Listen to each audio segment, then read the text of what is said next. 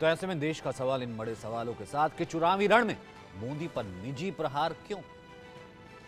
दूसरा, हार की आशंका से हताश क्यों हैं शरद पवार? मान लिए क्या हार हो गई है? मोदी पर बार बार वार विपक्ष का सेल्फ गोल है। एक लंबी लिस्ट है मेरे पास है, मेरे प्रोड्यूसर ने बहुत रिसर्च करके निकाली है कि जब जब दी है गाली हार ही लगी। पढ़ के सुना दूंगा अगर जरूरत पड़ेगी तो, वैसे जनता जानती है। और मुद्दे नहीं है क्या, मुद्दों से भटक गई है, मतलब चाहे गठबंधन का है। शरद पवार तो मैं बार बार कह रहा हूं, इतने सीजन्ड पॉलिटिशियन हैं, भांप लेते हैं, हर चीज का पता करते हैं, लेकिन क्या वो हार से डर गए हैं? चौथा, मोदी की पॉपुलैरिटी में विपक्ष को क्यों पुतिन क्यों देख रहे हैं साहब? राजीव पांडे हमारे साथ, बीजेपी के प्रवक्ता। राकेश शेट्टी कांग्रेस से जुड़ेंगे। सीमा मलिक है हमारे साथ एनसीपी से। प्रोफेसर जीवीआर शास्त्री जो कि राजनीतिक विश्लेषक है वो भी हमारे साथ जुड़ेंगे। लेकिन सबसे पहले सीमा मलिक जी, मैं ये कह रहा हूं कि जब इतने सीजन्ड पॉलिटिशियंस हैं और सब जानते हैं वो, मतलब कि चाहे महाराष्ट्र की पॉलिटिक्स से लेकर के पीएम तक उनके क्या संबंध हैं, भले वो विपक्ष में रहे, जिस तरीके से मिलते हैं, जिस तरीके से वो रिगार्ड करते हैं, मतलब पुतिन से तुलना कर दी है क्या? मतलब अब ये मान लिया जाए कि शरद पवार मान चुके हैं कि हार हो चुकी है, क्योंकि जब जब किया है निजी वार हुई है हार। आपने मुझे बुलाया तो थोड़ा सा बोलने का टाइम दीजिएगा। देखिए, ये कहना कि हम अपनी हार मान चुके हैं, सबको पता है कि आज एमबीए जो है उसकी जीत होगी मुंबई में। और जो जिस तरह के बयान हमारे प्रधानमंत्री जी ने, माननीय प्रधानमंत्री जी ने जिस तरह का बयान कल दिया था, वो उनकी हताशा को दिखाता है। अब पहले चरण के कोल्ड रिस्पॉन्स के बाद शायद उनको समझ में आने लगा है, अपनी हार दिखने लगी है, इसलिए वो इस तरह के बयान दे रहे हैं। देखिए, अगर ये जो बात है, देखिए, अगर जिस तरह से अगर हम एक slowly we are moving towards तानाशाही, और जिस तरह से आज ये बात कही माननीय पवार साहब ने नहीं कही यार, पूरे देश मैं के आपका मन में ऑडियो ये थोड़ा बात है कि बढ़वाता हूँ क्या हमारा शायद। देश आज एक हाँ, नॉर्थ कोरिया और रशिया की तरह यहाँ पर चीजें हो रही हैं। जिस तरह की अगर कुछ सिमिलरिटी है, देखिए, जिस तरह से हमारे ऑपोजिशन के लीडर्स को ईडी एंड सीबीआई के डर दिखा दिखाकर जिस तरह से उनको जेलों में ठूसा जा रहा है, जिस तरह से उनके साथ माननीय केजरीवाल जी के साथ ही देखिए किस तरह का व्यवहार किया जा रहा है, उनको अगर उनका ट्रीटमेंट तक वहां पर नहीं दिया जा रहा है ठीक से, तो इन सब चीजों को देखते हुए कोई भी ये बात कह सकता है कि आज जो हमारी पार्लियामेंट्री डेमोक्रेसी है उसको किस तरह से डिस्ट्रॉय करा जा रहा है। हमारे former prime minister Manmohan Singh ji के जो बयान था 2006 का, उस तरह को उसको किस तरह डेलिबरेटली एंड मिस्टीवियस वे में आपने ट्विस्ट करा, ये भी सारे लोगों ने देखा है। अगर जो कोई डाउन ट्रेडेड लोग हैं, जो जिनका अपलिफ्टमेंट की अगर वो बात करते हैं कुछ ऐसे लोगों की, तो आप इस तरह की बातें करते हैं, तो ये केवल प्रधानमंत्री जी की हताशा दिखाता है, ये कोई हमारी हताशा नहीं दिखाता। हमको पता है कि हम उनको आज अपनी हार सामने दिखाई पड़ रही है। जिस तरह का स्टेटमेंट उन्होंने कल दिया उस पर आप कोई चर्चा नहीं करते।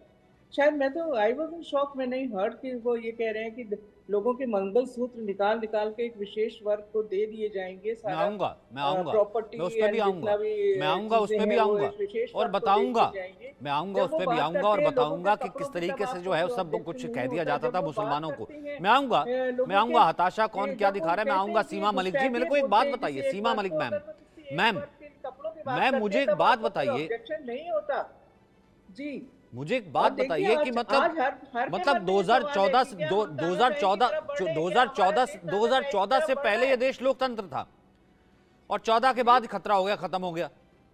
देखिए, लोकतंत्र शरद था, पवार जिस तो तरह तब की भी आज थे ना। घटनाएं हो रही हैं वो हमने सबने देखी हैं। जिस तरह से आप हर और लेवल पे ये डर जो क्या दिखाना होता है मैम? गवर्नमेंट जिस है ये जिस को फेल जेल हुई में है, चाहे डाला वो जा रहा युवाओं है, का जो भी मुद्दा हो, जेल में चाहे है, वो महिलाओं का उन मुद्दा सब हो, पर केसेस और हैं चाहे वो गरीबों मैम, उन गरीबों सब का पर मुद्दा हो, केसेस हैं। किसानों का मुद्दा हो, हर और लेवल जिसे पे बनना दे होता है फेल। तानाशाह, एंड इसीलिए वो मैम जानते हैं जिसे आज अगर उनको हार तानाशाह अपने बनना हो, सामने दिखाई पड़ रही है, इसीलिए वो इस तरह मैम के अगर स्टेटमेंट दे रहे हैं। और मैं बड़ी क्लियरली बोलूंगी कि mister prime minister, you have disappointed the people of India, we respect you, but जिस तरह की आपने बात करी है, शायद आपने बहुत, मैं कहूँगी प्रधानमंत्री जी से बहुत ज्यादा डिसअपॉइंटेड हैं आज पब्लिक। और ये कहना कि हम अपनी हार देख रहे हैं, ये बिल्कुल गलत नैरेटिव है। सबको पता है कि एमपीए देखिएगा आप कितनी भारी विजय होगी उसकी महाराष्ट्र में, मैं आज आपको बोल रही हूँ ये। और ये अपनी हार जो है ये उन्हें भी दिखाई तो पड़ मैम रही ये है, तो जीत वाले की इसलिए इस भाषा तरह तो के नहीं होती। नैरेटिव राजीव पांडे, बनाना राजीव पांडे जवाब दीजिए, ये जीत वाले की भाषा तो नहीं होती ना, क्योंकि जब तक निजी प्रहार किया तब तक हार हुई है, जनता ने बताया, मैं नहीं बता रहा। प्रहार नहीं किया है सर, कोई भी निजी प्रहार नहीं किया है। मैम आप कह रहे हैं कि देखिए अब पुतिन के लिए किस अलंकार का प्रयोग किया जाता है, मैं उसमें तो नहीं जाता। भैया आप क्या कहना क्या जा रहे हैं, देश को देश समझता है ना। देखिए जो सबसे बड़ी बात है, अरे कहीं से आवाज आ रही है, कौन बोल रहा है भाई? देखिए जो सबसे बड़ी बात है कि सबसे पहले तो शरद पवार जी ने जो कहा है, अरे क्या सबसे पहले शरद पवार जी ने जो कहा है, किसी देश के इलेक्टेड लीडर के बारे में इस तरीके से बात करना जिस देश से भारत के सामरिक संबंध है, मतलब शरद पवार जी ने इतनी गलत बात की है कि क्या हमारे देश से क्या संबंध है, किस प्रकार के संबंध है रक्षा के साथ भारत का, इसको बिना समझे हुए कुछ भी बोलना, खैर इंडिया अलायंस के लोगों से और आप क्या अपेक्षा। अब जहां तक दूसरी बात है कि मोदी जी को गाली देने की बात, देखिए मोदी जी को जब जब गाली दिया गया, मोदी जी पे जब जब कीचड़ उछाला गया है, तो देश की जनता ने इसका विरोध किया है। अभी इस प्रोग्राम में जिस तरीके से एनसीपी के प्रवक्ता कह रही हैं कि जिस प्रकार से लोगों को जेल में डाला गया, आप देखिए जितने लोग जेल गए हैं उनकी क्या स्थिति हुई है, कोर्ट में उनको क्या मिला है, 150 करोड़ रुपया टीएमसी के नेताओं के घर से मिलते हैं।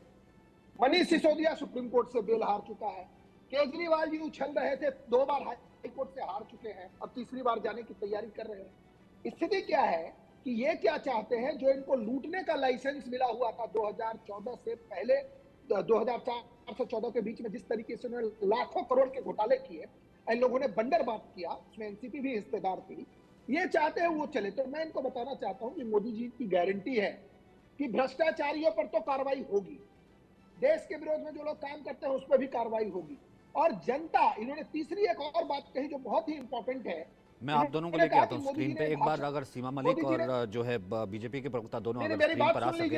हाँ नहीं, मैं आप दोनों को ही लेके आ रहा हूँ, आप जवाब दे रहे हैं ना ताकि जनता को पता रहे। सर नहीं ठीक है, आप जिन मैं तो कह ही रहा हूँ सर कि एक भी ऐसा नहीं है कि हम भी लोकतंत्र में जीते हैं। शरद पवार जी बाहर है ना सर, मतलब फिर वो ये तो जनता को डराना हुआ ना, फिर वोट पाना हुआ डरा के। हाँ ठीक है, आप राजीव अपनी बात पूरी कीजिए और फिर उसके बाद सीमा मलिक, आप स्क्रीन पे दोनों को लाते हैं। डराना है जब आप कहते हैं कि आपकी सारी प्रॉपर्टी जो है लोग आबाद जाएगी, ये होता है जनता को डराना। क्या है यार, सीमा जी सुनिए ना, आप अपने टर्न पे बात करिए। मैं केवल एक लाइन आपके दर्शकों के लिए बताना चाहता हूँ कि राहुल गांधी ने भाषण में कहा कि financial and institute survey will be conducted following which a distribution of India's wealth according to the population share will be undertaken. आबादी के अनुपात में आप भारत के लोगों का वेल्थ कलेक्ट करके आप बांटेंगे। तो मोदी जी ने यही तो कहा कि जो लोग ज्यादा बच्चा पैदा करते हैं उनको मिले। बीच में मत बोलिए, आपको कुछ समझ में आ नहीं रहा, आपको कुछ समझ में आ नहीं रहा। देखिए जनता आपको रिजेक्ट कर रहे हैं, मैं कह रहा हूं खाता खुल जाए, शरद पवार जी की पार्टी का खाता खुल जाए, शरद पवार जी के पार्टी का खाता खुल जाए महाराष्ट्र में, तो आप मुझे बता दीजिएगा। पिछली बार लड़े थे, देखेंगे ज्यादा दूर नहीं है, दूर नहीं है। मैं क्या कह रहा हूँ, पिछली बार तो लड़े थे चुनाव, अजीत पवार साथ में थे और 4 सीट आप जीते थे। अब आप, मैं क्या कह रहा हूँ, क्या आएगा वो तो 4 दिन को पता चला। मेरा कहना कि आज जो आप पॉलिटिक्स एक अच्छे चलते हुए चुनाव को डिबेट करना चाहते हैं, बोल रही थी तो मैंने एक शब्द बोला था, polarization and nothing else. This is divisive, destructive and a politics of polarization. जिस तरफ आप लोगों को ले जाना चाहते हैं, केवल हिंदू मुसलमान करवाना चाहते हैं, ये सबने देखा है। इसमें हिंदू मुसलमान है, आज इसमें हिंदू मुसलमान कहाँ है? कितनी वो हिंदू मुसलमान कहाँ है जी? भारतीय जनता पार्टी हिंदू मुसलमान की राजनीति नहीं करती। इस तो देश में क्या होता है, ये क्या होता है? समर्थन करने की राजनीति करते हैं, उसका विरोध करते हैं। इस देश में आप प्रॉब्लम क्या है? वो जो है वो एक, सर मैं बोलूं या चुप हो जाऊं? तो इसको क्या कहा आप मेरे टर्म में किसी और से बुलवा रहे हैं। Is this not a hate speech? चुनाव आयोग तो चुनाव आयोग का डेफिनेशन मुझे पता नहीं। आईपीसी भारतीय न्याय संहिता में आईपीसी अभी जो नया आया है उसमें हेट स्पीच का डेफिनेशन है। फैक्ट बोलने से हेट स्पीच नहीं होता। इतने ऊंचे संविधान नहीं, आप कह रही हैं, आप कह रही हैं, आप ठीक है आप कह रही हैं, आप कह रही हैं कि नहीं मंगलसूत्र, आप शुरू से मंगलसूत्र की बात कर रही हैं। मैम विद ड्यू रिस्पेक्ट कौन पहनता है मंगलसूत्र? नहीं मुझे एक बात बताइए, मुझे कहने की जरूरत नहीं है। विद ड्यू रिस्पेक्ट कौन पहनता है मंगलसूत्र और कौन लेकर के आया था मुस्लिम? देश के संसाधनों का सबसे पहला हक कौन लेकर के आया था मैम? देखिए, सबसे पहले हक की बात नहीं है, नहीं, कौन लेके कौन आया था? मैं वो कौन सी, नहीं माइनॉरिटी नहीं मैम, मुसलमान कहाँ गया था? इसलिए मुझे बोलना पड़ा। देश सबका है, मुसलमान किसने कहा था मैम? अगर मंगलसूत्र से डर लगता है तो मुसलमान को कौन लेके आया था? सर, सच्चे आदमी को किसी से डर नहीं लगता। हमें तो कोई फिर डर पीएम नहीं लगता, तो फिर डर पीएम लगता है आप तो लोगों फिर को। पीएम आपकी अगर उसको हताशा कह रहे होती है और हैं, कुछ यहां नहीं। पे आपको लगता है कि भैया ऐसा है कि डरा रहे हैं, ये हिंदू मुस्लिम कर रहे हैं। पीएम ने क्या बिल्कुल कर कहा रहे हैं। और इसका मतलब क्या आया? यही जो है राजीव बिल्कुल बता कर रहे रहे हैं थे, सर, बिल्कुल यही कर रहे सीमा हैं। और मलिक मैम चुनाव ने आयोग कहा, और को इसी पर इसका रिएक्शन मैं इसका आगे भी ले संज्ञान लूंगा। एक लेना बार जरा चाहिए। ये नहीं अगर सुन आप लेते छोटे हैं से कमेंट्स में भाई, कमेंट कर सांच को देते हैं किसी पे, सांच तो को आप आज इतना नहीं, बड़ा उसके ऊपर एक्शन सांच लेते को हैं, आज इसको नहीं, कोई वर्बेटम एक्शन नहीं। कहोगे तो मैं अरेंज करता हूं। ये मनमोहन सिंह की वो वाली बाइट भी निकाल लीजिए आप, और उससे पहले जो है जरा सबने देखी हुई है ये वो मोदी बाइट। जी की, बेकार टाइम ठीक वेस्ट है मत ठीक है, करिए, सबने आपको देखी है वो मंगलसूत्र बाइट। से डर लग रहा था कि भैया मंगलसूत्र सबने कहीं देखी वोट हुई दे है, ना दे सबने या वो ले ना बाइट ले। देखी हुई ये है, सुनवाइए उसका जरा, इंटरप्रिटेशन मैम सुनते हैं, मैम सुनिए। आपकी मेहनत की कमाई, आपकी संपत्ति पर कांग्रेस अपना पंजा मारना चाहती है। आपका स्त्री धन लूटना चाहती है। माताओं बहनों का मंगलसूत्र अब सलामत नहीं रहेगा, ये कांग्रेस ने कहा है। इन परिवारवादी लोगों ने देश के लोगों को लूटकर अपना इतना साम्राज्य बना लिया है। आज तक इन्होंने अपनी अकूट संपत्ति से देश के किसी गरीब को कुछ नहीं दिया। कांग्रेस अब वामपंथियों के चंगुल में फंसी हुई है। उन्होंने कहा है कि अगर कांग्रेस की सरकार बनेगी तो हरेक की प्रॉपर्टी का सर्वे किया जाएगा। हमारी बहनों के पास सोना कितना है उसकी जांच की जाएगी, उसका हिसाब लगाया जाएगा। हमारे आदिवासी परिवारों में चांदी होती है, सिल्वर कितना है उसका हिसाब लगाया जाएगा। सरकारी मुलाजिमों के पास कितना जगह है, क्या है, पैसे कहां है, नौकरी कहां है, उसकी जांच की जाएगी। इतना ही नहीं, आगे क्या कहा है, ये जो गोल्ड है बहनों का और जो संपत्ति है, ये सबको समान रूप से वितरित कर दी जाएगी। मेरी माताओं बहनों की जिंदगी में सोना वो सिर्फ शो करने के लिए नहीं होता है, उसके स्वाभिमान से जुड़ा हुआ है। उसका मंगलसूत्र वो एक सोने का कीमत का मुद्दा नहीं है, उसके जीवन के सपनों से जुड़ा हुआ है। तुम उसे छीनने की बात कर रहे हो अपने मैनिफेस्टो में। गोल्ड ले लेंगे, सबको वितरित कर देंगे। और पहले जब उनकी सरकार थी उन्होंने कहा था कि देश की संपत्ति पर पहला अधिकार मुसलमानों का है। उन्होंने मैनिफेस्टो में तो लिखा है कि आपकी संपत्ति का सर्वे करेंगे। हमारी माताओं बहनों के पास जो स्त्री धन होता है, जो मंगलसूत्र होता है, उसका सर्वे करेंगे। और फिर उनके एक नेता ने तो भाषण में कहा एक्सरे किया जाएगा, एक्सरे किया जाएगा। मतलब आपके घर में अगर बाजरे के अंदर डिब्बे में भी कुछ रखा है तो वो भी एक्सरे करके खोजा जाएगा। राकेश शेट्टी भी जुड़ गए। सीमा मलिक, आवाज अगर आ रही हो आप ही शुरू कर दीजिए, आप ही लेकर के आई थी। भाई एक औरत के पास सोने के नाम पे, आप तो अच्छे से जानती हैं, और कुछ हो ना हो, एक मंगलसूत्र जरूर होता है। और आप ओपनली लिखते हैं कि छीन के हम दे देंगे किसको, आपके पीएम कह चुके हैं मुसलमानों को। तो पीएम ने यही तो कहा, क्या गलत कहा? देखिए, ये किसने कहा? ये हमारे देश के सबसे बड़े संवैधानिक पद पर बैठे हुए व्यक्ति को ये कहना क्या शोभा देता है? और ये सब लोग जानते हैं कि किसने माताओं और बहनों का पैसा निकाला है। नोटबंदी के दौरान जिस तरह से उनकी बचत, जो छोटे छोटे पैसे, जो डिब्बों की बात कर रहे हैं, जो शायद आटे और चावल के डिब्बे में लोग पैसे छिपा के रखती थी, जो महिलाएं, कभी उनको लगता था कि शायद कभी अपने परिवार पे कोई भी कोई अगर हमारे ऊपर आपदा आएगी तो हम उसको यूज करेंगे। वो पैसे किसने निकलवाए हैं वो हर व्यक्ति जानता है, और इसीलिए शायद वो इस तरह सोचते हैं कि कांग्रेस भी ऐसा सोचती है। मैम ये कहना कि हम यहाँ पर देश के संसाधनों का संपत्ति का जो है वो सर्वे करवाएंगे और आपको दे देंगे, बांट देंगे, मतलब कोई कैसे कहता है? इंटरप्रेट करा है ये तो ओपनली कहना हुआ ना मैम। और देखिए मैं आपको मैम ये तो ओपनली आप कह रहे हैं। किसको बांट देंगे? आप कह तो चुके हैं देश में पहला हक मुसलमानों का, यही तो कह चुके हैं ना राकेश शेट्टी जी, यही तो आपकी पार्टी कह चुकी है। अब आपने उसको लिख दिया, यही तो पीएम ने कहा ना राकेश जी। अभी जब मैं जवाब दे रहा हूं तो थोड़ा शांति से सुनिए जवाब। सबसे पहली बात, देश के पहले प्रधानमंत्री, मैं तो बोलता हूँ दुनिया का पहला प्रधानमंत्री जी है जिन्होंने खुलेआम मुसलमानों को गालियां देने का काम किया है। दूसरी बात यह है कि डॉक्टर मनमोहन जी का स्पीच अंग्रेजी में था तो शायद प्रधानमंत्री जी नहीं समझ पाए। उन्होंने माइनॉरिटी बोलने से पहले उन्होंने ये कहा कि हमारा जो सरकार है उनका मुख्य काम इरिगेशन, एग्रीकल्चर, इंफ्रास्ट्रक्चर डेवलपमेंट के साथ साथ ST, ST, minority, women and children का डेवलपमेंट के ऊपर भी ध्यान रहेगा।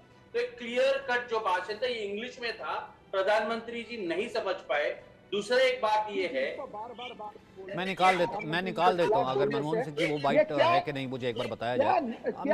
हम सुनवा देंगे। अब बोलिए आप पूरा कर लीजिए, आप पूरा कर लीजिए। राकेश बीच में, राकेश जी पूरा कर ले, फिर राजीव आप जवाब दीजिएगा। राजीव मैं जानना चाहता हूँ ना सर, राजीव मैं जानना चाहता हूँ राकेश जी पूरा जवाब दे दें कि ठीक है। मैं कहता हूँ सबका हक है, मैं कहता हूं सबका हक है इस देश में संसाधनों पर अपनी कमा करके लेकिन एक छोटे से मंगलसूत्र से डर कितना क्यों लग गया, मैं जानना चाहता हूं। राकेश शेट्टी जवाब दे रहे हैं, उसके बाद राजीव पांडे।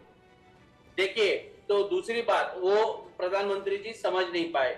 प्रधानमंत्री जी जब 2014 में चुन के आए, क्या हमारे पास मनमोहन सिंह की बाइट है?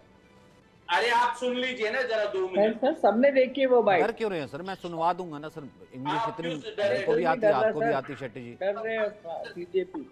हाँ बोलिए सर। उनसे पूछ लीजिए, वो आपको समझा देंगे बहुत अच्छे से। अभी सुन लीजिए पूरा भाषण। जी अभी सुन। उन्होंने तो कहने के बाद मैं आपको ये बता रहा हूँ कि आज पहला फेज का जो चुनाव हुआ जिसमें करीबन 102 सीटें में मतदान हुआ। मोदी जी बहुत अच्छी बात करते थे कि सबका साथ, सबका विकास, सबका विश्वास। उनका विश्वास जो है वो अभी ढोलने लग गया, क्योंकि 102 सीटों में जिस तरह मतदान हुआ, नागालैंड ने तो पूरा बाइकआउट कर दिया। होने के बाद इनको पता चल गया कि अब की बार इनका जो सरकार है वो नहीं आने वाली है। तो इतने नीचे दर्जे पे गिर गए देश के प्रधानमंत्री कि उनको खुलेआम, पहले बैकडोर में तो हिंदू मुस्लिम करते थे, अब खुलेआम करने लग गए।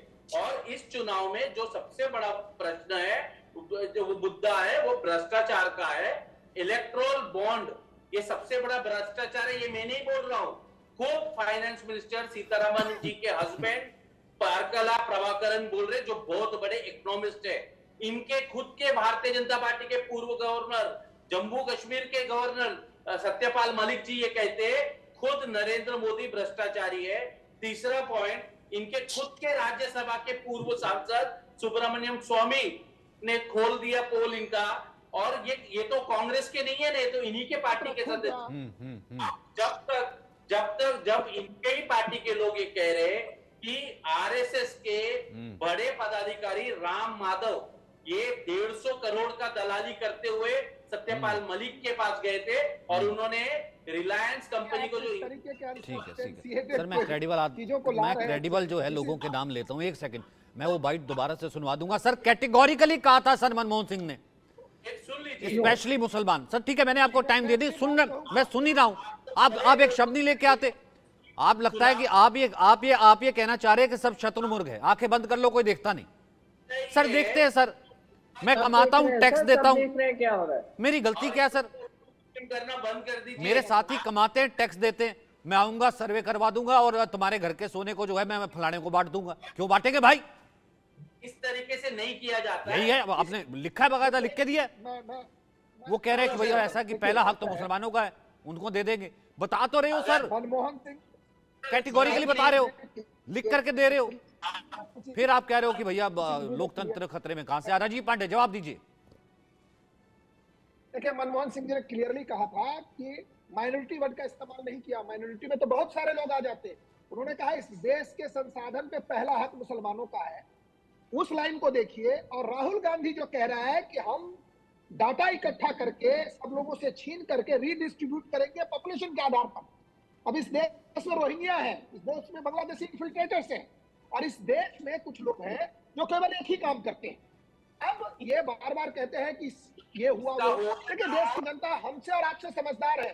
ये भाषण जो यहाँ टीवी पे आके देते हैं कि किसी को समझ में नहीं आया होगा, ये जो नरेंद्र मोदी जी ने दिया है और नीलामी भी हुआ करेंगे, 2014 में हुआ, फिर बीच में बोल रहे हैं। ये मैंने किसी के बीच में शर्मा जी सुन लीजिए कान खोलकर, आप जब बोल रहे हैं गौतम तो मैंने एक शब्द अदानी नहीं जी बोला। का जो संपत्ति है गलत तरीके से तो देश ये क्या है सर?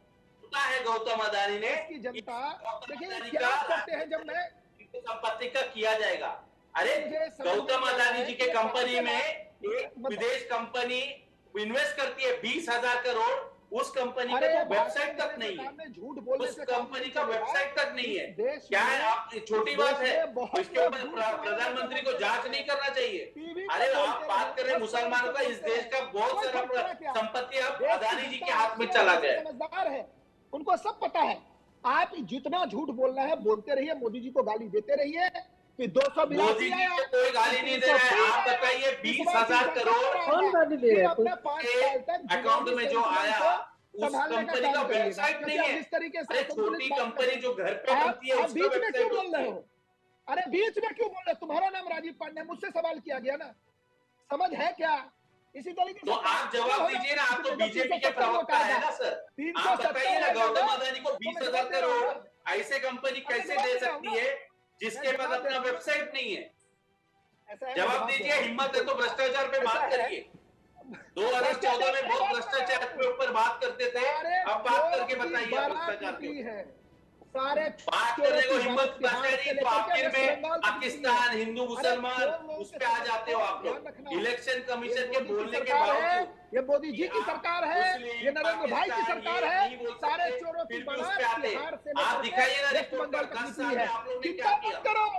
आप कोई बताइए चोर 10 साल बचने में वाला आप लोगों ने नहीं क्या है। किया? और आपके राहुल पास गांधी एक अगर चीज सोचेगा नहीं कि है, गरीब लोगों एक का काम नहीं मंगलसूत्र है और जो आप सोना बता निकाल सके। लेंगे, तो ये राहुल गांधी की बस की बात नहीं है। कांग्रेस जिस तरीके से नक्सलवाद का समाप्ति की ओर जा रहा है, अमित शाह जी ने कह दिया है सरेंडर करो नहीं तो समाप्ति की ओर।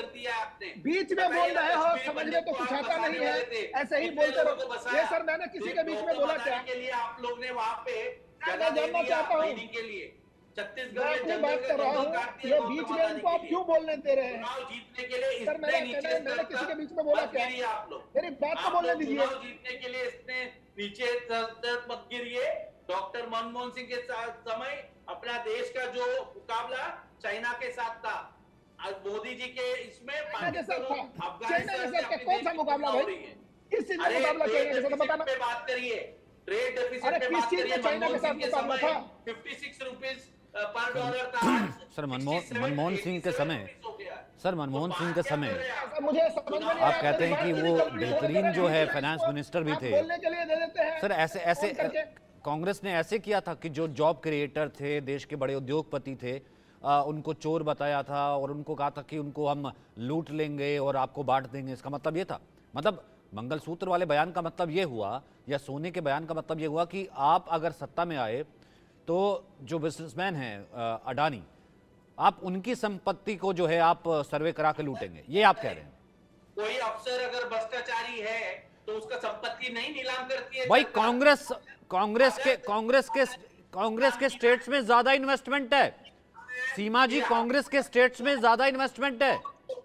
कार्रवाई भी होगी। कांग्रेस के स्टेट्स में ज्यादा इन्वेस्टमेंट है भाई, जिसको आप लूट करके बांट लेंगे सब में। कांग्रेस पार्टी थी 550 कोयला कमाल करते हैं, कमाल करते हैं। राष्ट्रीयकरण किया, पहला हक मुसलमानों का, आपको दे देंगे, सब बांट दूंगा, ये कर दूंगा। इतना डर लगता है, इतना डर क्यों लगता है हिंदुओं से? जिस व्यक्ति को डिफेंस का डी पता नहीं, उसको डिफेंस का कॉन्ट्रैक्ट दे रहे। अच्छा, शेट्टी जी,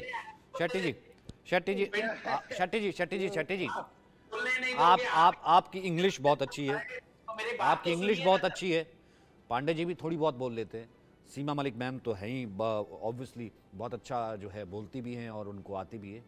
एक बात अंग्रेजी है ना, आपने पीएम के लिए कहा कि उनको नहीं आती, हो सकता है, मैं मान लेता हूँ वो ठीक है भाई, पूरी दुनिया से ऐसे ही मिल रही है, हो सकता है ठीक है, ट्रांसलेटर होते हैं तमाम चीजें, आपके कहने से मैं मान लेता हूँ आपको आती